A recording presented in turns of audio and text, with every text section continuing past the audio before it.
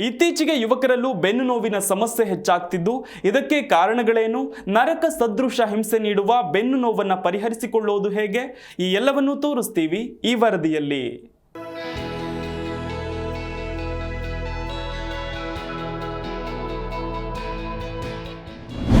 ಯುವಕರಲ್ಲೂ ಹೆಚ್ಚಾಗ್ತಾ ಇದೆ ಬೆನ್ನು ನೋವಿನ ಕಾಟ. ಈ ಸಮಸ್ಯೆ ಹೆಚ್ಚಾಗುತ್ತಿರಲು ಕಾರಣಗಳೇನು ಗೊತ್ತಾ? ಇತ್ತೀಚಿನ ವರ್ಷಗಳಲ್ಲಿ ನಮ್ಮ ಯುವ ಜನರ ಜೀವನ ಶೈಲಿ ತೀರಾ ಹದಗೆಟ್ಟಿರೋದ್ರಿಂದ ಆರೋಗ್ಯ ಸಮಸ್ಯೆ ಹೆಚ್ಚಾಗ್ತಾ ಇದೆ.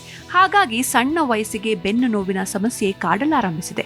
ಅದರಲ್ಲಿಯೂ ಬೆನ್ನು ನೋವಿಗೆ ಸರಿಯಾದ ಮದ್ದನ್ನ ಬಳಕೆ ಮಾಡಿ ಅದರಿಂದ ಮುಕ್ತಿ ಪಡೆಯೋರ್ಗಿಂತ ಅದನ್ನ ನಿರ್ಲಕ್ಷ್ಯ ಮಾಡುವವರೇ ಹೆಚ್ಚು. ಇದು ದೊಡ್ಡ ಸಮಸ್ಯೆ ಅಲ್ಲದಿರಬಹುದು, ಆದರೆ ಇದನ್ನ ನಿರ್ಲಕ್ಷ್ಯ ಮಾಡಿದಲ್ಲಿ ಮಾರಣಾಂತಿಕವಾಗಬಹುದು. ಜೊತೆಗೆ ಬೆನ್ನು ನೋವು ಕೆಲವು ಕ್ಯಾನ್ಸರ್ಗಳ ಮುನ್ಸೂಚನೆಯೂ ಆಗಿರಬಹುದು. ಹಾಗಾಗಿ ತಡ ಮಾಡಿ ಅದರಿಂದ ನೋವು ತಿನ್ನುವ ಬದಲು ಅದರಿಂದ ಬಹುಬೇಗ ಮುಕ್ತಿ ಪಡೆದುಕೊಳ್ಳೋದು ಉತ್ತಮ.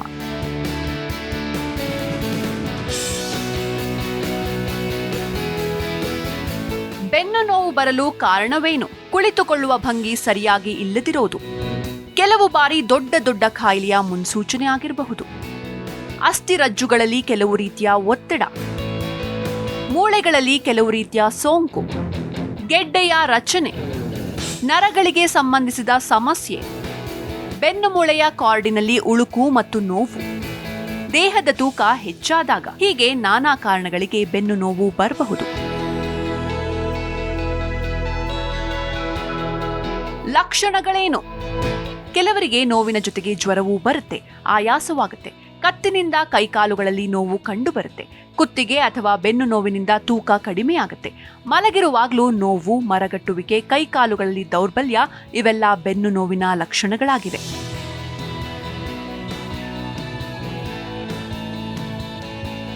ಅಂದಹಾಗೆ ಬೆನ್ನು ಹುರಿಯು 33 ಮೂಳೆಗಳನ್ನು ಹೊಂದಿರುತ್ತೆ. ಪ್ರತಿ 2 ಮೂಳೆಗಳು 3 ಕೀಲುಗಳಿಂದ ಪರಸ್ಪರ ಸಂಪರ್ಕ ಹೊಂದಿವೆ. ಈ ಕೀಲುಗಳಿಗೆ ಚಲಿಸುತ್ತಲೇ ಇರುವುದು ಕೆಲಸ. ಈ ಮೂಳೆಗಳು ಸ್ವಲ್ಪ ಸಮಯದವರೆಗೆ ಚಲಿಸದಿದ್ದರೆ ಜಾಮ್ ಆಗಿ ಬಿಡುತ್ತವೆ. ಹೀಗಾಗಿ ಬೆನ್ನು ಮೂಳೆಯ ಎಲ್ಲಾ ಕೀಲುಗಳನ್ನ ಪ್ರತಿದಿನ ಆಕ್ಟಿವ್ ಆಗಿಡಬೇಕಾದುದು ಅಗತ್ಯ.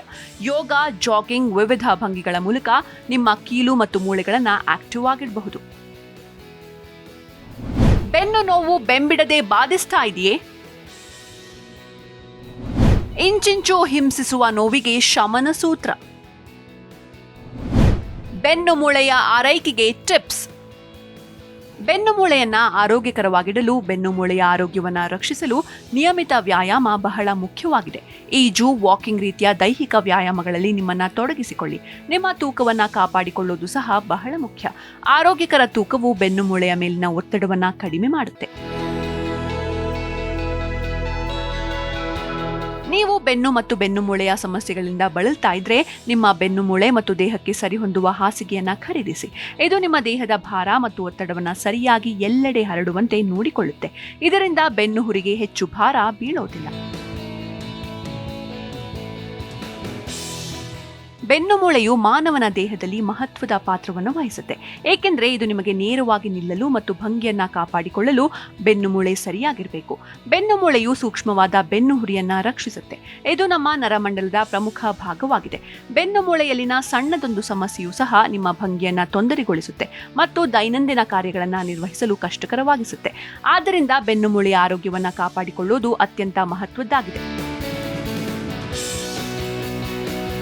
ನಮ್ಮಲ್ಲಿ ಕಂಡುಬರುವ ಕೆಲವು ಸಾಮಾನ್ಯ ಬೆನ್ನು ಮೂಳೆಯ ಸಮಸ್ಯೆಗಳೆಂದರೆ ಹರ್ನಿಯೇಟೆಡ್ ಡಿಸ್ಕ್ಗಳು, ಡಿಜೆನರೇಟಿವ್ ಡಿಸ್ಕ್ ಡಿಸೀಸ್ ಮತ್ತು ಅಸ್ಥಿಸಂಧಿವಾತ. ವಯಸ್ಸಾಗುವಿಕೆ, ಕಳಪೆ ಭಂಗಿ, ಸ್ಥೂಲಕಾಯತೆ ಮತ್ತು ಆನುವಂಶಿಕ ಕಾರಣಗಳಂತಹ ಅಂಶಗಳಿಂದ ಈ ಸಮಸ್ಯೆಗಳು ಸಾಮಾನ್ಯವಾಗಿ ಉದ್ಭವಿಸುತ್ತೆ. ಬೆನ್ನು ಮೂಳೆಯನ್ನ ಆರೋಗ್ಯಕರವಾಗಿಡಲು, ಬೆನ್ನು ಮೂಳೆಯ ಆರೋಗ್ಯವನ್ನ ರಕ್ಷಿಸಲು ನಿಯಮಿತ ವ್ಯಾಯಾಮ ಬಹಳ ಮುಖ್ಯವಾಗಿದೆ. ದೈಹಿಕವಾಗಿ ಕ್ರಿಯಾಶೀಲರಾಗಿರೋದ್ರಿಂದ ಬೆನ್ನು ಮೂಳೆಯ ಸಮಸ್ಯೆಗಳನ್ನ ದೂರ ಬಿಡುತ್ತೆ. ಈಜು, ವಾಕಿಂಗ್ ರೀತಿಯ ದೈಹಿಕ ವ್ಯಾಯಾಮಗಳಲ್ಲಿ ನಿಮ್ಮನ್ನ ತೊಡಗಿಸಿಕೊಳ್ಳಿ. ನಿಮ್ಮ ತೂಕವನ್ನ ಕಾಪಾಡಿಕೊಳ್ಳುವುದು ಸಹ ಬಹಳ ಮುಖ್ಯ. ಆರೋಗ್ಯಕರ ತೂಕವು ಬೆನ್ನು ಮೂಳೆಯ ಮೇಲಿನ ಒತ್ತಡವನ್ನ ಕಡಿಮೆ ಮಾಡುತ್ತೆ. ಕ್ಯಾಲ್ಸಿಯಂ ಮತ್ತು ವಿಟಮಿನ್ ಡಿ ಸಮೃದ್ಧವಾಗಿರುವ ಸಮತೋಲಿತ ಆಹಾರವು ಮೂಳೆಯ ಆರೋಗ್ಯಕ್ಕೆ ಮುಖ್ಯ.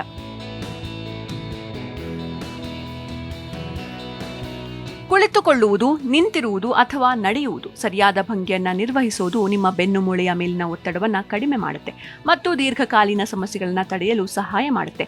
ಉತ್ತಮ ಭಂಗಿಯನ್ನ ಅಭ್ಯಾಸ ಮಾಡಿ. ನಿಮ್ಮ ಬೆನ್ನು ಮೂಳೆಯನ್ನ ಬೆಂಬಲಿಸುವ ಸ್ನಾಯುಗಳನ್ನ ಬಲಪಡಿಸಲು ನಿಯಮಿತ ವ್ಯಾಯಾಮದಲ್ಲಿ ತೊಡಗಿಸಿಕೊಳ್ಳಿ. ಈಜು, ಯೋಗ ಮತ್ತು ವ್ಯಾಯಾಮಗಳಂತಹ ಚಟುವಟಿಕೆಗಳು ಬೆನ್ನು ಮೂಳೆಯ ಆರೋಗ್ಯಕ್ಕೆ ಬಹಳ ಪ್ರಯೋಜನಕಾರಿಯಾಗಿದೆ. ಭಾರವಾದ ವಸ್ತುಗಳನ್ನು ಎತ್ತುವಾಗ ಬೆನ್ನು ನೋವಿನ ಅಪಾಯವನ್ನು ಕಡಿಮೆ ಮಾಡಲು ನಿಮ್ಮ ಕಾಲುಗಳ ಮೇಲೆ ಹೆಚ್ಚು ಭಾರ ಹಾಕಿ. ಬೆನ್ನು ಮೂಳೆಯ ಮೇಲೆ ಹೆಚ್ಚು ಭಾರ ಹಾಕಬೇಡಿ. ಸರಿಯಾಗಿ ಭಾರವನ್ನ ಮಾತ್ರ ಎತ್ತಿರಿ. ಬೆನ್ನು ಮೂಳೆಯ ಡಿಸ್ಕ್ಗಳನ್ನು ಸರಿಯಾಗಿ ಹೈಡ್ರೀಕರಿಸಲು ಸಾಕಷ್ಟು ನೀರು ಕುಡಿಯಿರಿ. ಅಧಿಕ ತೂಕವು ಬೆನ್ನು ಮೂಳೆಯನ್ನ ತಗ್ಗಿಸಬಹುದು. ಆದ್ದರಿಂದ ಸಮತೋಲಿತ ಆಹಾರ ಮತ್ತು ನಿಯಮಿತ ವ್ಯಾಯಾಮದ ಮೂಲಕ ಆರೋಗ್ಯಕರ ತೂಕವನ್ನ ಕಾಪಾಡಿಕೊಳ್ಳಿ. ಬೆನ್ನು ಮೂಳೆಯ ಮೇಲೆ ಸ್ನಾಯುವಿನ ಒತ್ತಡವನ್ನ ಕಡಿಮೆ ಮಾಡಲು ಸ್ಟ್ರೆಚಿಂಗ್ ಮತ್ತು ವಿಶ್ರಾಂತಿಯನ್ನ ಆಗಾಗ ಮಾಡ್ತಾ ಇರಿ. ಧೂಮಪಾನವು ಬೆನ್ನು ಮೂಳೆಯ ರಕ್ತದ ಹರಿವಿನ ಮೇಲೆ ಪರಿಣಾಮ ಬೀರುತ್ತೆ. ಹಾಗೆ ನಿಮ್ಮ ದೇಹವು ಗುಣಪಡಿಸುವ ಸಾಮರ್ಥ್ಯವನ್ನ ತಡೆಯುತ್ತೆ. ಧೂಮಪಾನವನ್ನ ತ್ಯಜಿಸಿ.